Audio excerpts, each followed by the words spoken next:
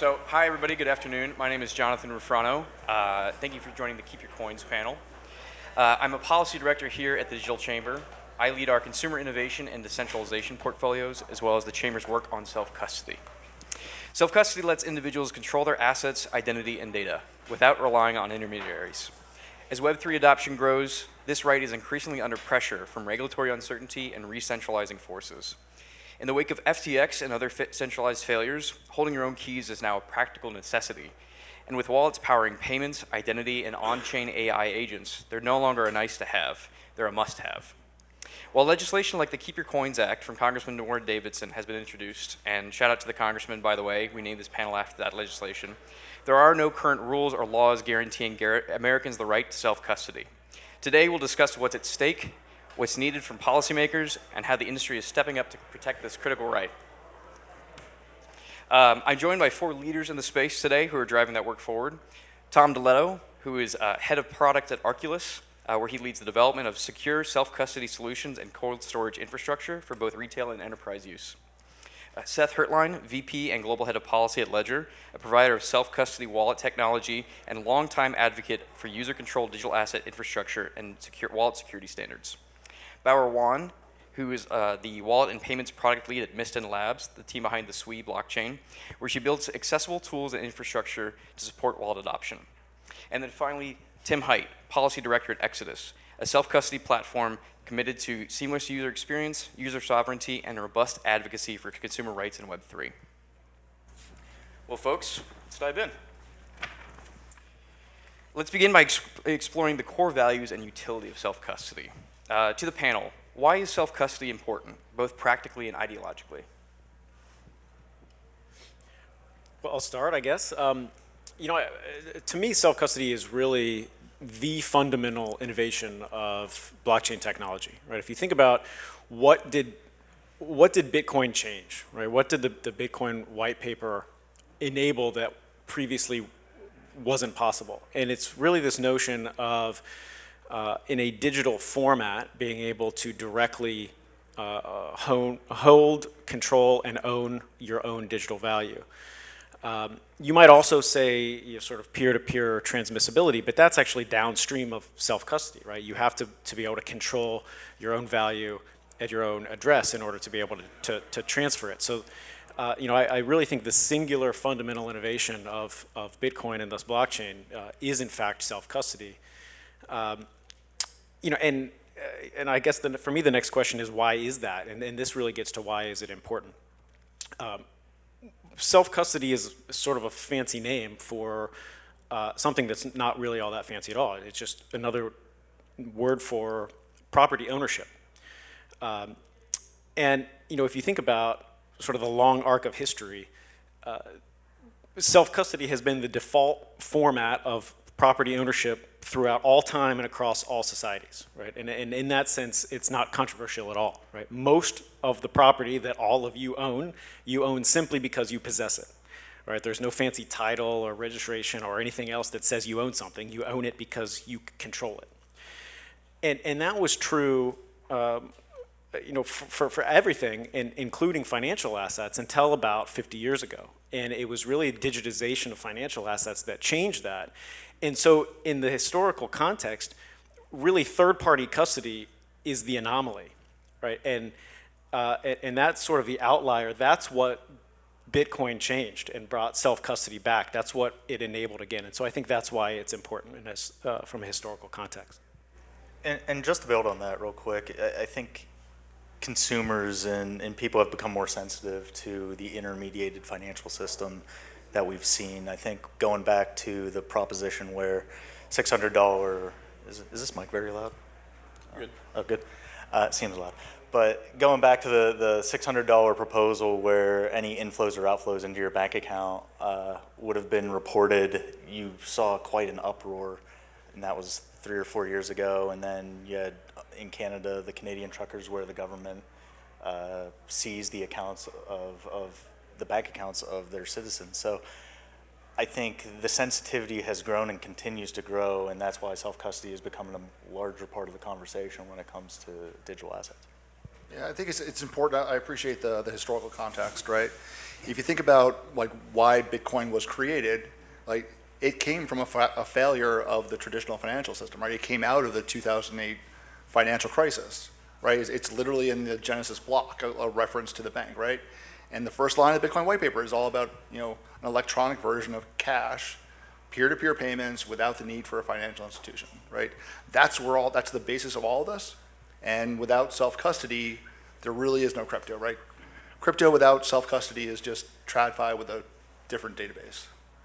Yeah, I think like if you kind of interpret it, how does it impact users? Very simply, like we're not beholden if you're self-custody, right? You're not, all your assets yours, your keys are yours. You have the complete control. So you're not beholden to any sort of centralized identity regarding their own limits, their operational hours, their availability, any of that, right? So if you want to take it out, you want to move it here, you can do it. A great example is actually, I actually also suffer from this. Like I had money in FTX, unfortunately was not able to pull it out in time, right? If I actually put everything into a self-custodial solution, that wouldn't have happened, right? And we saw that this is a big trend as well after the fall of several centralized entities such as FTX. There was a huge spike in DEX, right? Trading volume, I think, quadrupled in the days after. And of course, like Ledger also had a huge spike in sales. Well, thank you all for these thoughtful answers and for the historical context. I think that's helpful as we have some policymakers in the room and some potentially new folks to the industry that may not be as versed in kind of the Bitcoin white paper and the Genesis block or things like that as some of us. But I think that's all valuable context to share. I also recognize that more and more beyond the Bitcoin white paper and the Genesis block, beyond a peer-to-peer payment system, cryptocurrency and digital assets are more than just that now, right?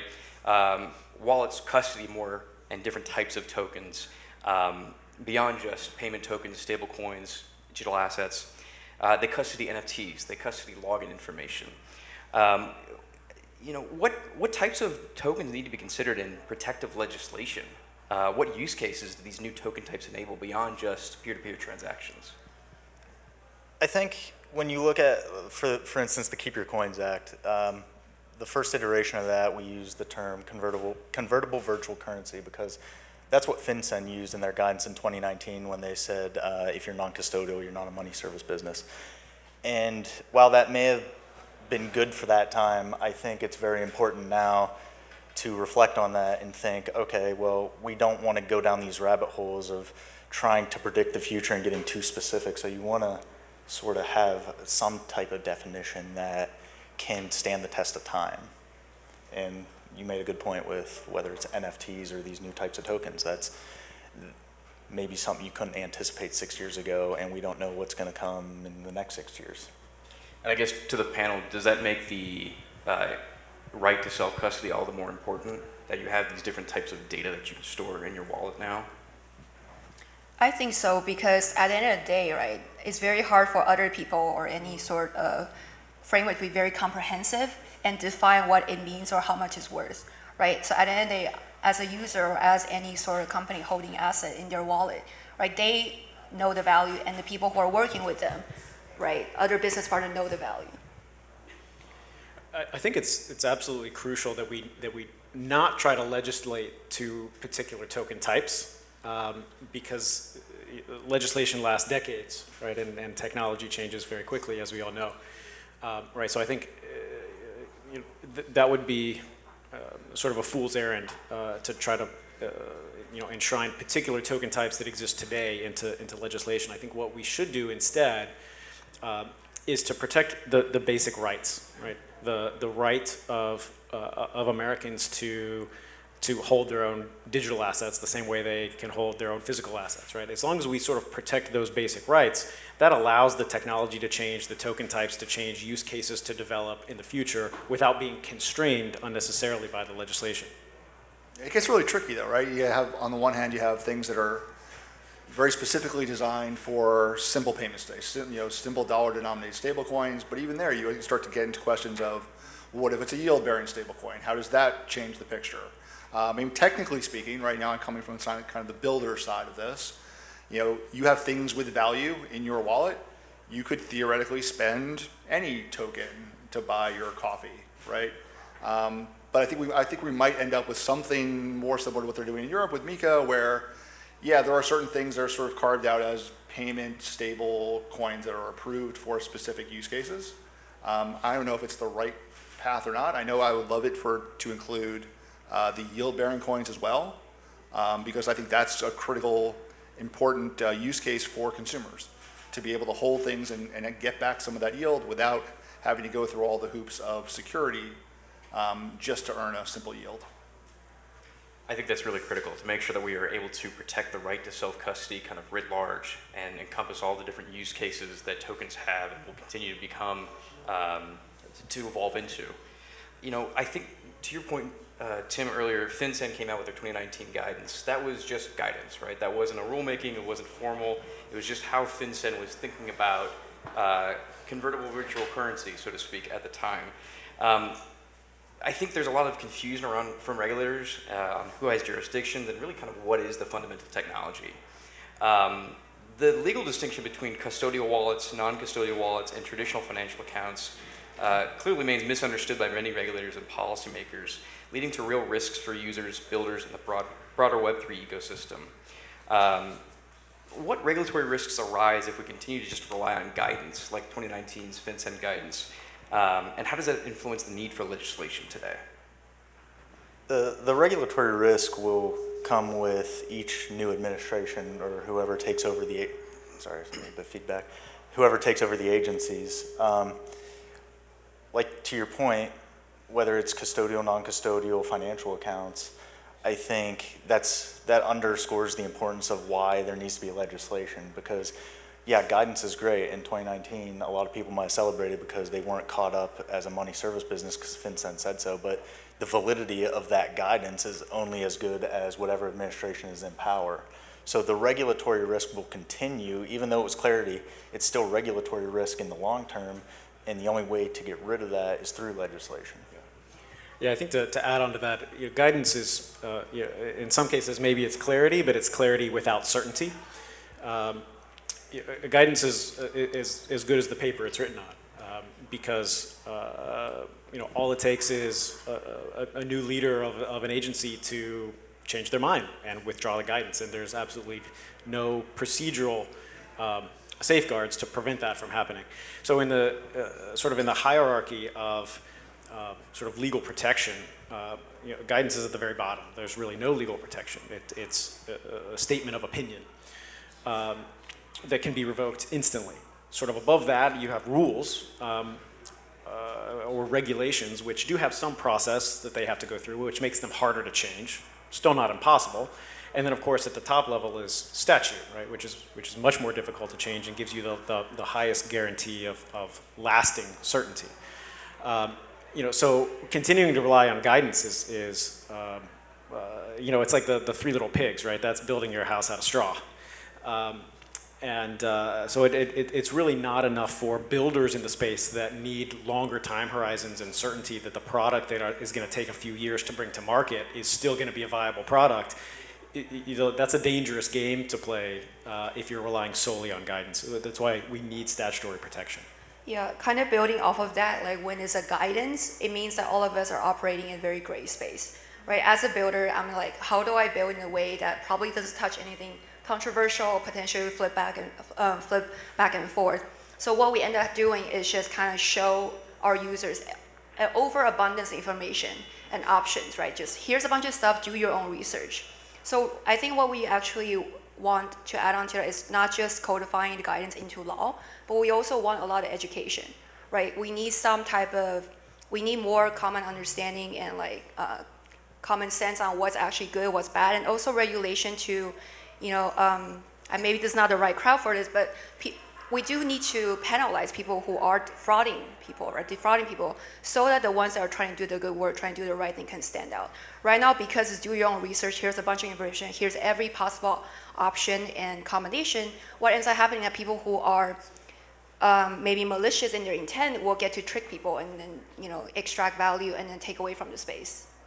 And it's important, like wallets are moving into new areas, right? Wallets traditionally were just a store of value, you just hold stuff, right? And now we're moving to a place where wallets are also used for payments, right? We see with the MetaMask cards just came out, right?